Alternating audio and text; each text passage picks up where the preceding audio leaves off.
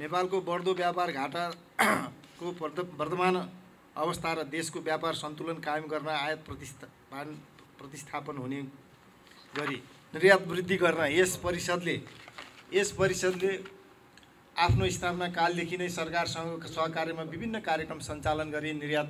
प्रवर्धनको माध्यमबाट देशको बढ्दो व्यापार घाटालाई कम गर्न अथक प्रयास गर्दै पनि राष्ट्रिय तथा अन्तर्राष्ट्रिय बजारहरूमा देखा परेका विविध समस्याका कारणले नेपाली वस्तुहरूको उत्पादन तथा निकासीमा समेत प्रत्यक्ष असर परि हालसम्म पनि लक्षित उपलब्धि हासिल गर्न हुन सकेको छैन। विद्यमान अवस्थामा समग्र देशको आयात तथा निर्यातको अवस्थालाई निहाल्दा आर्थिक वर्ष 2079-80मा नेपालको कुल वैदेशिक व्यापार रु 1768.87 अर्ब भएकोमा आर्थिक वर्ष 78-79 को तुलनामा कुल वैदेशिक व्यापारमा 16.6% कमी भएको र जसमध्ये कुल निर्यात रु 157.14 अर्ब निर्यात भई गत आबको भन्दा 21.4% कमी रहेको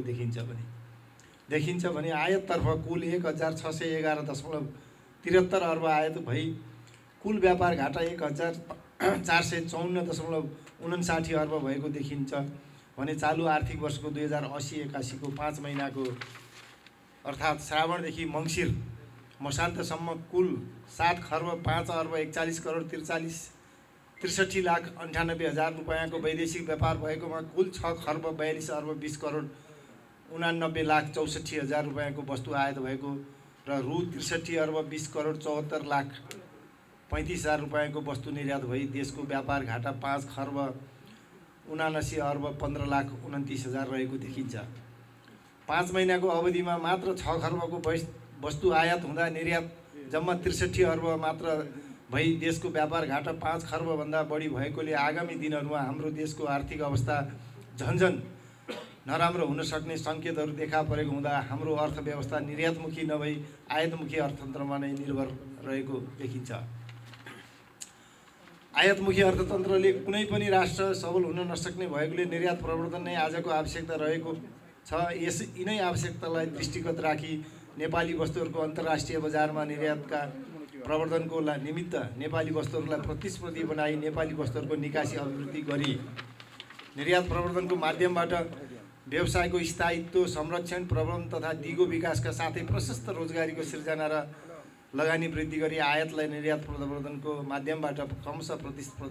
प्रतिस्थापन गरी राष्ट्रिय अर्थतन्त्रमा सुधार ल्याउने अभिप्रायले आर्थिक समृद्धिको लागि निर्यातको अभिवृद्धि भन्ने मूल मन्त्रका साथ परिषदको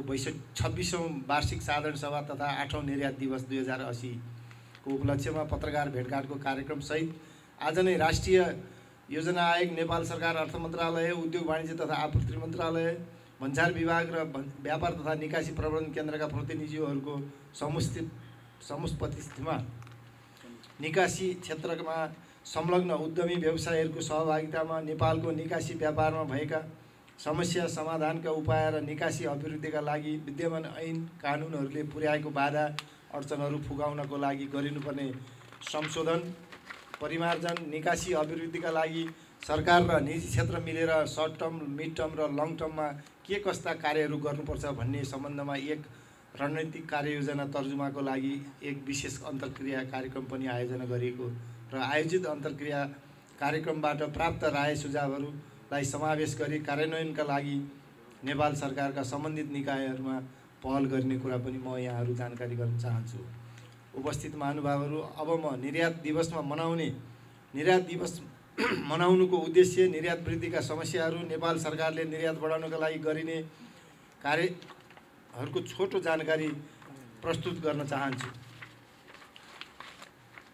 निर्यात दिवस मनाउनुको मूल उद्देश्यहरू: निर्यात व्यवसाय बीच व्यावसायिक एकबद्धता कायम गराउन, आयातमुखी बजारलाई निर्यातमुखी बनाउन, सरकार र सम्पूर्ण सरकारहरूको ध्यानाकर्षण गराउन, निर्यात परिषद र व्यवसाय बीच सुमधुर सम्बन्ध कायम गर्न, नेपालमा उत्पादित वस्तुहरूको प्रतिस्पर्धी क्षमता अभिवृद्धि गरी निर्यात प्रवर्धनको माध्यमबाट सम्पूर्ण नेपाली वस्तुहरूको निर्यातमा उल्लेख्य वृद्धि गर्ने लक्ष्यलाई मूर्त रूप प्रदान गर्न, नेपाली वस्तुहरूको विविधीकरण गरी निर्यात क्षेत्रको विस्तार गराई अन्तर्राष्ट्रिय बजार प्रबन्धनमा जोड दिन,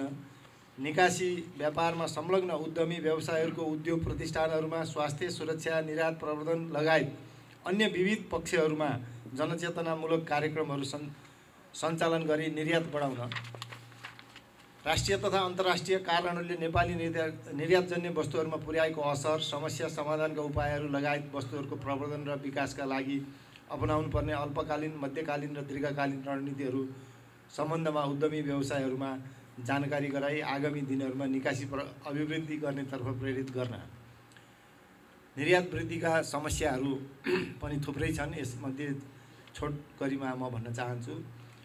मूलतः अहिले हामीहरूको उद्योग सञ्चालनको लागि दक्ष जनशक्तिको कमी भएको पाइन्छ। नपुग नगद प्रोत्साहन पनि प्राप्त गर्न प्रक्रियागत झन्झट, बजार प्रवर्धनमा वस्तुहरूको पहिचानको कमी, स्वदेशी कच्चा पदार्थको अभावको कारण विदेशबाट कच्चा पदार्थ ल्याउनु पर्दा ढुवानी खर्चले नेपाली वस्तुको लागत महँगो भएको, बजार विविधीकरणको कमी,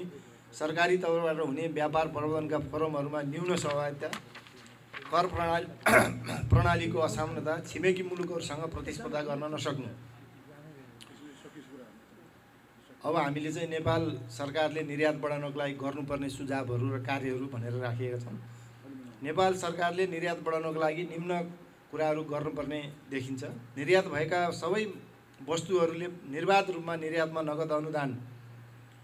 पाउने व्यवस्थालाई सहजीकरण गरी निर्यातमा प्रोत्साहन क्यास इन्सेन्टिभ 10% उपलब्ध गराउनु पर्ने र वस्तु वा सेवा निर्यात गरी विदेशी मुद्रा प्राप्त गर्ने सबै निकासीकर्ताहरूलाई पनि नगद अनुदान उपलब्ध गराउने व्यवस्था गरी निर्यात बिन्दुबाट निर्यात भएको 35 दिनभित्र स्वतः निर्यातकर्ता उद्योग व्यवसायहरूको उद्योग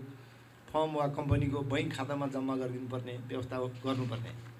कच्चा पदार्थ र ढुवानी भाडामा भएको अप्रत्याशित मूल्य वृद्धिका कारण साना एवं निर्यात उन्मुख उद्योगहरू नै पलायन हुने अवस्थामा रहेकोले निर्यात गर्ने उद्योगी व्यवसायहरूलाई पनि कृषि क्षेत्र जस्तै प्राथमिकता प्राप्त क्षेत्र कायम गरी कुल ऋण प्रवाहको 15% सहुलियत कर्जा कृषि क्षेत्रलाई गर्नुपर्ने बाध्यात्मक व्यवस्था भए जस्तै निर्यातजन्य उद्योग व्यवसायलाई पनि उपलब्ध गराई निर्यातलाई राज्यको प्रमुख प्राथमिकतामा राख्नुपर्ने। अन्तर्राष्ट्रिय स्तरको मान्यता प्राप्त ल्याबको अभावले गर्दा निर्यात गर्न सकिने विभिन्न निर्यात सम्भावना भएका वस्तुहरू पनि निर्यात हुन नसकिरहेको अवस्था रहेकोले अन्तर्राष्ट्रिय स्तरको मान्यता प्राप्त एग्रिगेटेड ल्याब प्रयोगशाला नेपालमा नै स्थापना गरी सञ्चालन गर्नुपर्ने। निर्यात प्रवर्धनका लागि स्वदेशमा अन्तर्राष्ट्रिय स्तरका क्रेताहरूलाई आमन्त्रण गरी सरकारी स्तरबाटै वर्षेनी अन्तर्राष्ट्रिय स्तरको व्यापार मेला आयोजना गर्नुपर्ने। विदेश स्थित नेपाली नियोगहरू स्वदेश स्थित विदेशी नियोगका सहित NRNAहरूलाई पनि परिचालन गरी नेपालको निर्यात प्रवर्धनका कार्यक्रममा सञ्चालन गराउनुपर्ने। अन्तर्राष्ट्रिय बजारमा नेपाली वस्तुको निकासी बढाउनका साथै सहज र भरपर्दो रूपमा भुक्तानी प्राप्त गर्नको लागि विद्युतीय व्यापार ई-कमर्सको कारोबारलाई व्यवस्थाका साथै विदेशी विनिमय नियमन ऐन 2019लाई परिमार्जन गरी अन्तर्राष्ट्रिय बजारमा नेपाली वस्तुको निकासी बढाउन सहज र भरपर्दो रूपमा व्यवसाय गरी भुक्तानी प्राप्त गर्ने सूचना प्रविधि जस्तै पेमेन्ट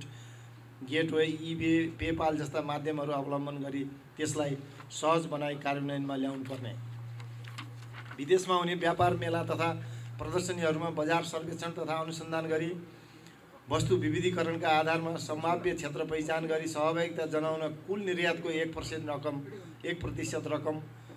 उपलब्ध गराई प्लाइवुड, फलाम, अदुवा, अलैँची, अमृसो, तामा, चाउचाउ, सिसा, गलैँचा, छुर्पी, हस्तकला, पशु आहार तयारी, पोसाक, पस्मिना, चिया, कफी, जडीबुटी, जुस, धागो लगायतका उद्योगलाई निर्यात प्रवर्धनको कार्यक्रममा खर्च गर्ने गरी उपलब्ध गराउनु पर्ने। निकासीजन्य वस्तुहरूलाई आवश्यक पर्ने कच्चा पदार्थहरू स्वदेशमा नै उत्पादन गर्ने व्यवस्था मिलाउनु पर्ने। नेपाल राष्ट्र बैङ्क मार्फत निर्यातजन्य उद्योगलाई pre export loan, packing credit कम्तीमा पनि 80% प्रत्येक पर्चेजिङ अर्डरको आधारमा पाउने व्यवस्था हुनुपर्ने।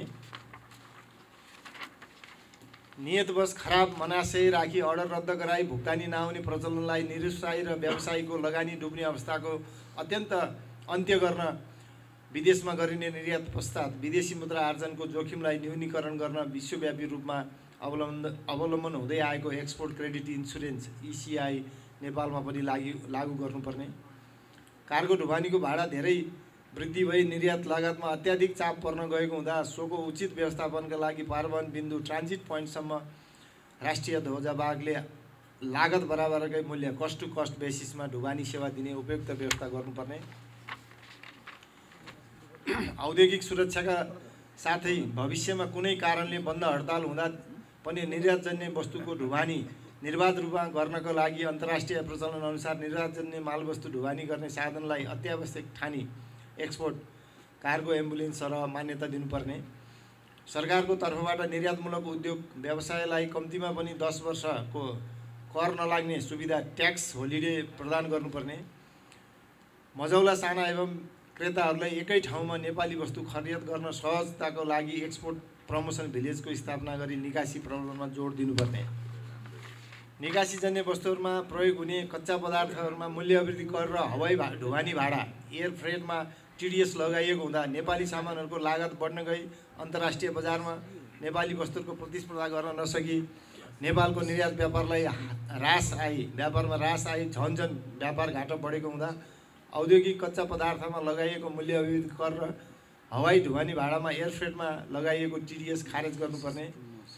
निकासी व्यापारमा वाणिज्य विभागमा दर्ता भएका निर्यातकर्ता व्यवसायहरूको महत्त्वपूर्ण भूमिका हुने भएकोले निकासी व्यवसायमा संलग्न निकासीकर्ता व्यवसायहरूलाई पनि निकासीजन्य उद्योगहरूले पाए र